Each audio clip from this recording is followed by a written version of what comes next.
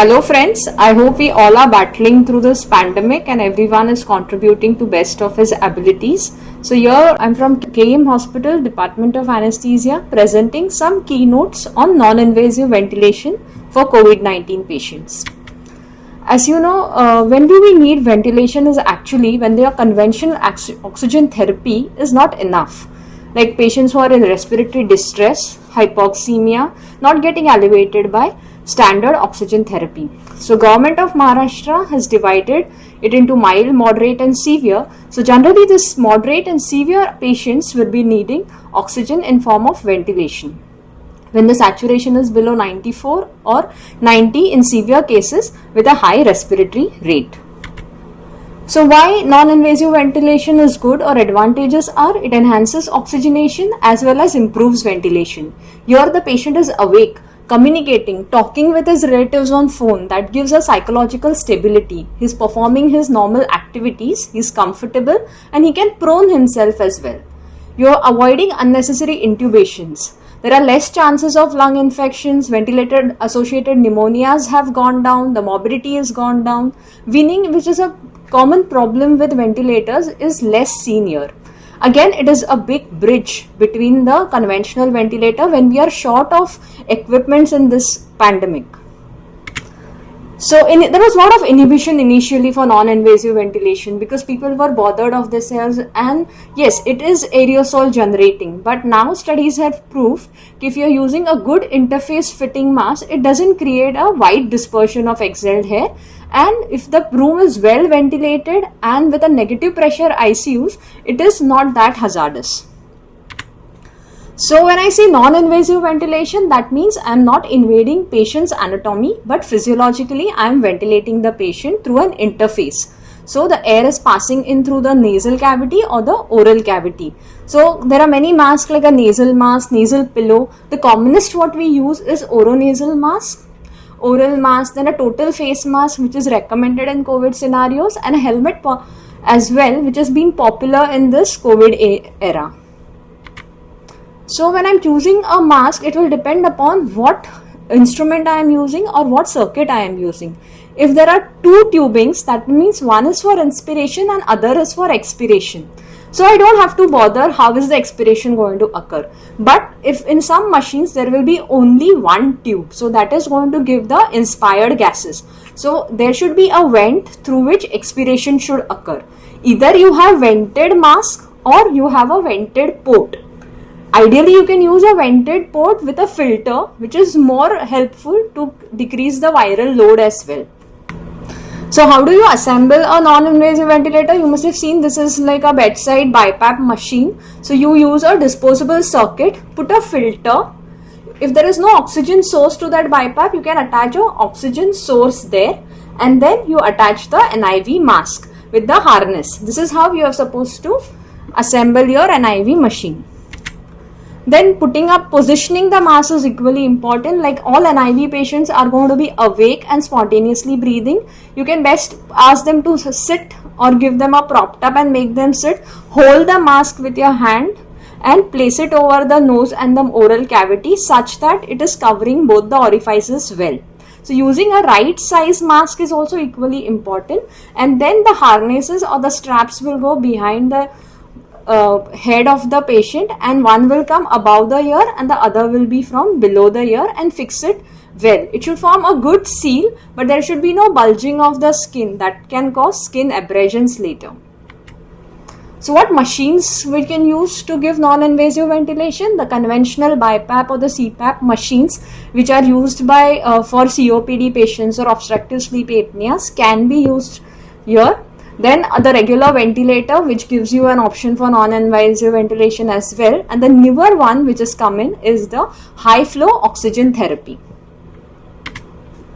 Then what mode of ventilation are we using? This is pressure mode. So even BiPAP, what the commonest we use is spontaneous timed, and the pressure support in form of CPAP or CPAP with pressure support with non-invasive ventilators, and pressure support pressure support ventilation with PEEP in a conventional ventilator. So let's talk about BiPAP. When I say bi, that means there are two pressures. So there are some different modes in BiPAP also. The latest one, we have CPAP mode, the spontaneous time mode, AVAP, and a pressure control mode. So the commonly what has been used is spontaneous time. So as I said, BiPAP, that means two pressure settings. One is a higher pressure setting, which is called as IPAP, that is for pressure for inhalation, which will decide the tidal volume and the minute ventilation. So that will take care of the CO2 which has been rising, or will take care of the minute ventilation. And EPAP, that is a pressure of exhalation, or PEEP will be given, so that oxygenation is taken care of. So you have another is inspiratory time, how much long the duration the patient should inspire. Then you have a rise time and a backup rate. Backup rate as in the patient doesn't breathe or goes in apnea, so it is a backup rate of 12 to 15 per minute. So you have a BiPAP spontaneous time mode. So here, as I said, it's a time versus a pressure curve. So we have said the patient starts inspiring, which will be detected by the BiPAP machine. It will assist the breath of the patient by giving a pressure support. The inhalation will continue till the patient has an effort of inspiration, and it will cycle off to reach the EPAP, so that alveoli are maintained distended, so that oxygenation can occur. Then volume delivered will be directly proportional to the IPAP and the EPAP. The difference between the IPAP and the EPAP, which is said to be pressure support. To increase the tidal volume, you'll have to increase the pressure support. That is the difference between the IPAP and the EPAP. So IPAP pressure will determine how much hypercapnia can be corrected and minute ventilation. And EPAP, there will be alveolar recruitment and increase in FRC. So if I have to set a patient on BiPAP spontaneous mode, what settings I'll have to be doing on the machine is, I'll have to set a IPAP, I'll have to set an EPAP, I'll have to set a rate, a backup rate it is, an I time and a rise time. So pressure support ventilation, here the patient is breathing spontaneously. So you have a CPAP with pressure support mode, which is popularly used. It will assist in patient's inspiration. That is, the pressure support will assist patient's inspiration, and CPAP will give a positive pressure throughout the respiratory cycle. So with this we are using with NIV machines and the BiPAP machine. Then you have something called as a continuous positive airway pressure. There is only a single pressure here. So your IPAP will be equal to EPAP. So the simplest of the machines can deliver this, especially used with obese patients who are suffering from obstructive sleep apnea, but you cannot ventilate a patient of COVID pneumonia ARDS with this for a longer time. With ventilators, the mode what we use is pressure support ventilation with PEEP. So you can see a normal curve, what is an inspiration and expiration. So here what you can see is, when a pressure support with PEEP or a CPAP with PSV, the patient triggers the breath, then there will be an inspiration, it will reach the pressure, the ventilator will support the breath till the set PS value.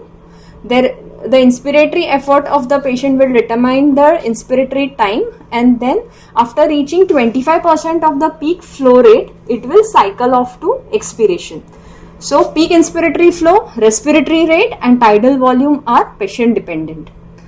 So here you can so when you have to set a patient on pressure support mode with a PEEP, you will have to set in pressure support. Here you have to set in the PEEP value, the flow trigger and the FiO2.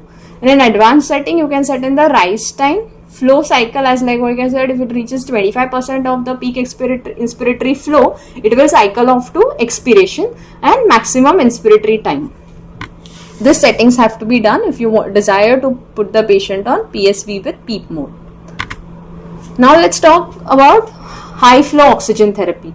H stands for humidified, heated and high flow. When I say high flow, that is the flow should be more than the inspiratory flow of the patient, which is regularly 20 to 30 liters per minute. So here in patients of COVID-19 with pneumonia, they have very high respiratory rate, sometimes 30-35. So you really need high flows to achieve that. Otherwise, there is air hunger. And what is data shown with HFOT? This reduce the need of intubation. That's a big advantage. Here, patients are more comfortable and they are very compliant. It is easy to set up and use. You can see there are a lot of advantages as I've shown on that figure. Then this is how a HFOT looks like. There is a oxygen port which is to be attached the switch should be put on. There will be a water bath with a humidifier, and the base there will be a heating coil. You will have to attach a disposable socket, and there are different interfaces which you can use. The commonest what we use is the nasal optiflow. You have it for tracheostomy interface, you have oxygen mask as well as a tracheostomy mask. So here if the patient, if the ventilation is going through the nose, so it becomes very easy for him to eat food or talk with anybody. It is very, patient can tell you if he has any problems or complaints. So while setting in, you have to only set 3 parameters. First is the temperature. So generally normal body temperature has to be maintained. Then the flow rate, so that is generally for adults it can deliver up to 60 liters per minute, and FiO2. So you have to attach insulin and set up on the flow meter the desired FiO2 till you reach that much flow has to be set. For pediatric circuits it only handles 25 liters per minute. So in elder kids you may have to use a adult circuit. So now when do I consider invasive ventilation? Every time non-invasive ventilation is not going to work. If the patient is not maintaining saturation, if the patient is having worsening of hypoxemia, hypercarbia, and if you have given NIV for 1 or 2 hours and there is no improvement, very much you need to intubate this patient and ventilate. Patient is having multi-organ failure, not maintaining vitals. This patient as well needs a ventilator. Abnormal mental status and lack of expertise to handle non-invasive ventilation is also a good indication for invasive ventilation. So here patient is not maintaining saturation with a conventional oxygen therapy. If you have high flow oxygen, you can use high flow oxygenation. If not, then consider non-invasive ventilation. If patient is worsening, respiratory status is worsening with either of, go for early intubation and invasive ventilation. So non-invasive ventilation has shown excellent results when you see a CAR protocol, that is positioning, prone positioning, lateral positioning. So you have to give these positions every 2 hourly, and they are going to recruit your alveoli and improve your oxygenation. So the main risk of awake prone opening is it can cause excessive delay in intubation. Thank you.